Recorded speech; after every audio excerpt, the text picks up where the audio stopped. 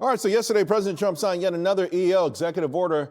This one, he says, to unleash American quantum technologies. Of course, quantum stocks acting pretty good today. I want to pull up a list of them and take a look at this, folks, because IBM's at the top, which is a quasi-quantum play. And then there's the BTQ, which was, we have year to date, but we should have had today's stock. We'll put it up in a moment. I want to bring in now the founder of the company, BTQ, head of Silicon Products, Sean Hackett. And Sean, I want to discuss your company because we've had folks on this show who've been talking about your company for a while. All right, so you've got a massive cult following among some very smart people. But let's talk about quantum in general. Sure. I was talking about quantum in late 2024. These stocks erupted. Jensen came out, threw cold water on it. And for the most part, they've held in there pretty good, and things have changed a lot since then. Where are we right now with quantum, and why do we hear more about it every day? Something changed in 2026 that was really, really, really big. Several papers were released only just a quarter into the new year that showed people what quantum computers could do on the encryption side.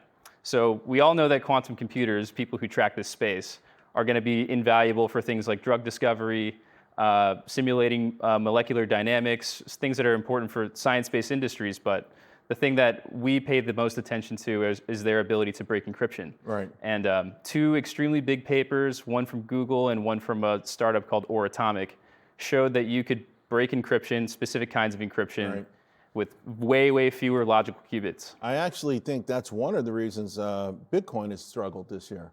Because there's talk that even with Bitcoin could be vulnerable to quantum. There has been a huge scare about that, and I think it's worth taking quite seriously. It's a $2 to $3 trillion asset class, cryptocurrency, and it's entirely based on cryptography, the exact thing that quantum computers threaten. So is that, when that can happen, is that what when they say Q day, is that what people are talking about? That is exactly what they're talking about. So for those who don't know, quantum computers have the ability to break something called asymmetric encryption. It's the thing that you would find in a laptop, a phone, practically every electronic device that you own that connects to the internet. Bitcoin relies on it. Every single piece of IT, internet infrastructure we use relies on it every single day. And Q-Day is going to be the moment where those algorithms are broken. That's scary stuff, man. I mean, is there a timetable on this? I'm getting chills thinking about it. I don't think folks understand. I remember when we hit the Y2K, everyone's like, oh, every computer's going to shut down. It's going to be the end of the world. And people were like nervous, as they would count down the clock. 3, 2, 1. But our computers work. But this sounds even far scarier. It's scary because you don't know exactly when it's going to happen. Y2K, you knew exactly what the day would be. People poured in hundreds of billions of dollars to fix the problem before that day arrived. Q-Day is really dependent on how fast quantum moves. Now, a lot of people in my industry thought that that day would not come until 2035 or longer, but you'll see large public companies, Google is leading the way, that shows you that this could potentially be the case by 2029. Yeah. Google, IBM, both are trying to be quantum players. Google, in fact, says they didn't win part of the first IO with the EO with the $2 billion. So you and a buddy named Zach started Radical Semiconductor, and some have compared you to Steve Jobs and Steve Wozniak because of just how much, again, let's talk about your company because the stock has a huge popularity amongst a lot of folks that I know who are early, but that their game is to find stocks that go up 1,000%, 10,000%. Why so much attention? Why do people who are in the know think that you are the real deal?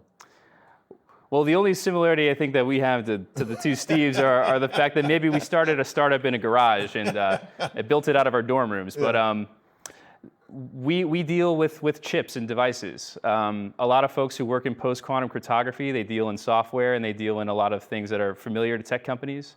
This is a very difficult, probably the most difficult engineering problem in the post-quantum cryptography space. You have to invent new chips, and you have to get them proliferated in every device you use, or else you're at risk when Q-Day finally comes.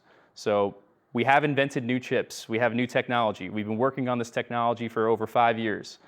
We have a patent portfolio, and we have a big engineering team in the US.